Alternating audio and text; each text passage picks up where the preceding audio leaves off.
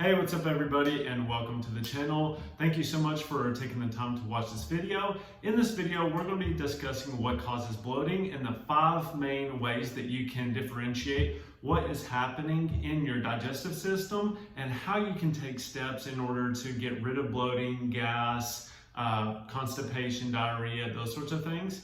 And if you haven't already, go ahead, please like and subscribe to my channel. If you know somebody that's also struggling with this, please share it to them. And let's go ahead and let's dive right into this, because this is a great topic and this is something that I have seen clinically help hundreds of people overcome their gas, their bloating, diarrhea, constipation, any type of gut issues. And for me, being a practitioner in alternative medicine or more holistic nature, gut health is one of the main causes of most autoimmune conditions, most chronic diseases, and really taking control of your gut health can really optimize your health. It can help you have a higher quality of life, and that is ultimately what my mission is, to help you achieve that higher quality of life so that you can do the things that you want to and enjoy your life to the fullest. So let's dive in. Do you feel bloated? Do you feel gassy? Maybe you're having bouts of constipation. You should be going to the bathroom at least 1 to 2 times a day. Other than that, you've probably got some stool backup. Maybe you're going between constipation and diarrhea and you don't really know what the cause is. You can't really determine whether it's from a food. You can't really determine whether it's from stress or whatever it may be. Maybe you have heartburn and you don't know about H. pylori and bacterial infections. Maybe you haven't heard about leaky gut or dysbiosis. So we're going to cover this in a sequential order of what could be going on and how to identify what parts of your digestive system may be under attack or may be dysfunctional when it comes to these certain things. So what are the causes of bloating and how do we identify them is the biggest question that we need to ask when we're dealing with this type of issue. So I'm going to show you a step-by-step approach of how we dive into this and how we can correct it and identify, is it the liver, is it the gallbladder, is it the stomach, is it the small intestine, is it the large intestine. So we're going to go break down each one of these organ systems and say, hey, do you have a problem with this? Do you have these symptoms? This can indicate a gallbladder problem, or this could indicate a small intestine problem. And then I'm going to show you how we correct these systems using more of a natural approach, not using any type of medication or surgery, and just show you that your body can heal from the inside out. So here are some questions that we need to ask when we are getting bloating. So what is the timing of the bloating? Is it after you're eating a meal? Is it after you're eating fats? Is it after you're doing a ketogenic diet? Is it after eating vegetables? Is it when you eat dairy? Is it when you eat a keto snack and it has corn fiber in it? Because knowing what the timing is of your bloating can really help you determine what is going on. So especially after you're eating certain food groups, and a food diary is really beneficial in this way so that you can help identify, oh, well, I ate dairy and then my stomach started to bloat, or maybe I had a little bit of diarrhea, or maybe I became more constipated, or maybe I got a little bit of brain fog afterwards. And this is really how medicine in general works, is we develop a hypothesis. We say, okay, this happened when X, Y, Z happened, and this was the outcome. Next time if I eat dairy, do I get brain fog? Do I get gas or bloating or constipation or diarrhea or whatever it may be? So we always want to say, okay, this is when the symptom happened. What was I doing before that symptom happened? And let me test that again and see if that is actually the root cause of the problem. So timing can be very crucial in determining the root cause of the issue.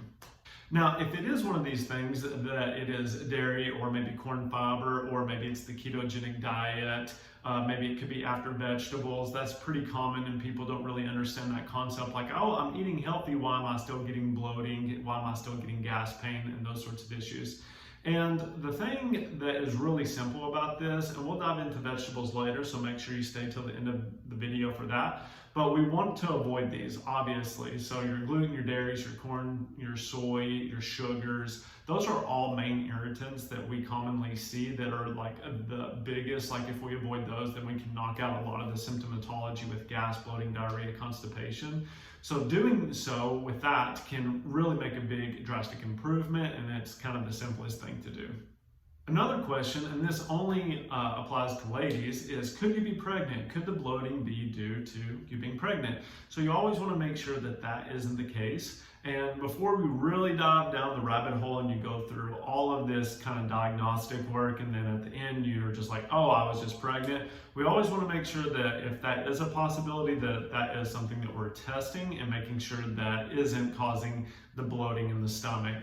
So with that being said, just make sure that you're doing some sort of testing, making sure that if you're missing your menstrual cycle or if you're late on your menstrual cycle, to check that first. Another big key factor that we always like to ask is, could it be stress? Could it be cortisol? Now, cortisol is your stress hormone, and it's known for breaking down your stomach lining of an amino acid called glutamine.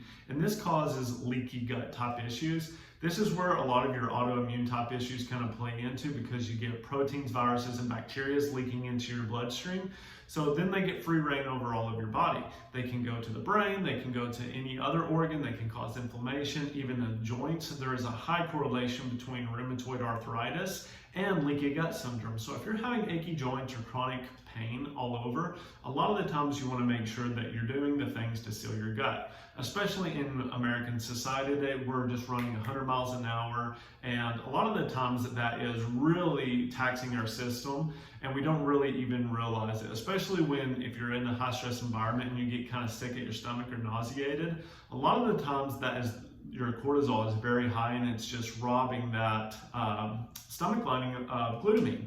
And some things that you can definitely do with that are take glutamine. You can definitely do some adrenal adaptogens to help curb that cortisol response so that you can make sure that you're best suited for that. Now, if you've been going through this for years, and this is typically what I see, is a lot of my clients are in that 35 to 55 range when they've just been working, a very hard job for a very long time, and they've got relationship issues, they've got parental issues, they've got food issues, they've got lifestyle issues, health issues. So all of those kind of compound on top of one another, and then correcting them is really simple, but it does take a long period of time. And that's where medication kind of fails. It can just kind of like numb you almost, so you don't feel the pain, but that doesn't mean that there still isn't a cause there. That being said, making sure that you're taking time to de-stress, whether that could be a long walk, a hot shower, a hot bath, a bubble bath, walking out in the sun, doing something that kind of takes your mind off work or family life or whatever it may be, or going and playing with your kids. And then like listening to music, just kind of getting away from the world for a little bit.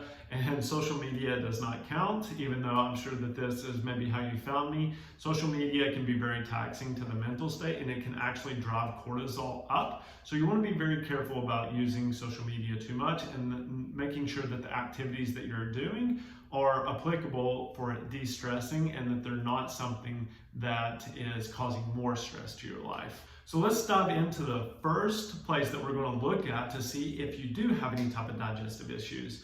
Now, in the stomach, that's kind of where our food goes first. If we're having any type of indigestion or heartburn, we definitely want to look at that you may actually have low stomach acid.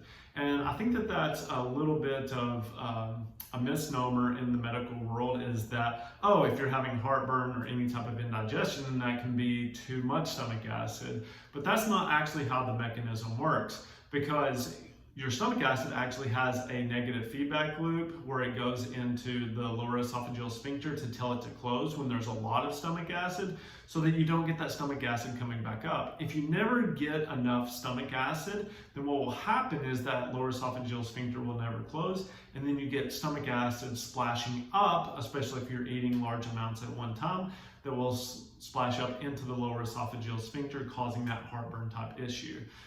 This also is responsible for digesting proteins. So if you're having trouble like gaining muscle, or maybe you're gaining fat, a lot of the times you can look at protein maldigestion as a big issue. This commonly will look like that your flatulence is very stinky, since proteins have a sulfur component to them. And what will happen is sulfur smells like the rotten eggs. when you poop them out, it'll just have that like sulfury smell. Now, some things that you can do to help with stomach acid, especially if you're struggling with this and this sounds like you, is you can take Betaine HCL, or you can just add apple cider vinegar. Just mix it to your water, and then just drink a little bit of that before you start eating or after you're eating. Doesn't really matter, but that can help break down those foods and take a little bit of stress off your digestive system. So next up is the gallbladder, and the gallbladder is responsible for producing bile and helping you break down fats. And so if you're having trouble with burping or belching or bloating, a lot of the times you want to look at the gallbladder, especially if you have like fatty stools and they're floating a lot, or maybe they're a little bit discolored. Sometimes you could have like a bile secretion issue. And then also that can present as right neck and shoulder pain. So if you're having chronic right neck and shoulder pain, but you're also having digestive issues as well, gallbladder can be a really big indication that maybe something's going on with that. With that, digestive enzymes are great. You especially want to get something that has lipase in it, because lipo means fat, and so ACE is an enzyme, meaning that it's the breakdown of that enzyme or breakdown of that fat. So that can definitely help you if you're having any type of gallbladder issues. A lot of times when people go get HIDA scans to see the function of their gallbladder, most of the time it's kind of too late. So you want to make sure that you're being proactive towards this and taking some sort of digestive enzyme with every meal, especially if you're stressed out, if you're not slowing down to eat, or if you're having any sort of digestive issues. I highly recommend digestive enzymes in order to kind of help that digestive system. You can take ox bile salts, those are good as well, or bile salts are really good as well to help support the gallbladder as well. Next up is the pancreas, and the pancreas is usually an issue in diabetics and people who eat high carbohydrate diets. Now this looks like more of your simple sugars, so if you're eating like cakes and candies and cookies and sweets, a lot of the times this is when this becomes an issue. Not more so if you're eating like high carbohydrates in like your rice, your sweet potatoes, your yams, your vegetables, quinoa, whatever it may be to get your carbohydrate source. Too much fruit is kind of debatable, but if you're having issues with that, a lot of the times it can look like diarrhea, floating stools, and bloating as well. So you want to be careful about if you do have a high carbohydrate diet, that you're, same thing, it's kind of taking digestive enzymes to help break down those carbohydrates. A lot of the times if your gut microbiome is off as well, they're responsible for breaking down the starches and the cellulose a lot of times in those. And the bacteria in the stomach also help break down the sugars as well. So if there's any imbalance in that, then that can also take or put more stress on the pancreas so that it has a harder time digesting and breaking those down. So a quick tip for that one is just making sure that you're reducing the amount of carbs you eat in one sitting can really take some stress off the pancreas and allow it to heal. All right, and up next is my favorite one. We're going to talk about the small intestine. Now, the small intestine is responsible for, it does have some digestive enzymes in it to help break down the food, but its main purpose is absorption. So it's going to help you absorb vitamins and minerals and the macronutrients like carbs, proteins, and fats. So you want to make sure that the other organs are breaking down everything by the time it gets to the small intestine, so that it's not having to work very hard in order. It can just kind of focus on its one main job of absorption rather than digestion. So a common issue that we see in the small intestine is SIBO, and that stands for small intestinal bacterial overgrowth. And this means that there is just an abundance of bacteria in the small intestine that should not be there. There should be almost no bacteria in the small intestine. If you have an overgrowth of bacteria in the small intestine, now imagine what they're going to do. They're actually going to steal away from those vitamins, minerals, and macronutrients. So you're actually not absorbing them. So if you feel hungry all the time, or if you never feel full, or if you feel like you have a vitamin deficiency, a lot of the times it's because you're feeding a gut microbiome that shouldn't be there, and it's in the wrong place. It should be in your large intestine. But what they're going to do is they're basically just stealing from you. So they're also kind of like a parasitic infection where they're just stealing away from you and they're not really giving anything back except probably gas and bloating and diarrhea or constipation, whatever it may be. Now, when this happens, a lot of the times you get fermentation in the small intestine, which is causing water to kind of pool there, so you can get more bloating, more inflammation. But it can also cause more gas in there because of the bacteria. Some of them produce certain gases that will cause that bloating and distension. A key way to know if you have an issue in the small intestine is if you are taking probiotics or if you eat salads and it makes the bloating worse. A lot of the times this can indicate that you have a SIBO type issue. And then what is happening is all of that is fermenting in that small intestine, producing gas, causing the bloating, and it can lead to like the leaky gut type of issues, plus malabsorption issues, and maldigestion issues. So understanding that, oh, I'm eating healthy and I'm doing all the things right, it's like, yeah, you are, but there is probably a deeper underlying issue that is causing the SIBO and causing that small intestinal issue. A quick tip for the small intestine: if you are having these SIBO type symptoms where you are having the gas and the bloating, and it's worse when you take a probiotic and it's worse when you eat salads, then what you can do is you can switch to a carnivore type diet.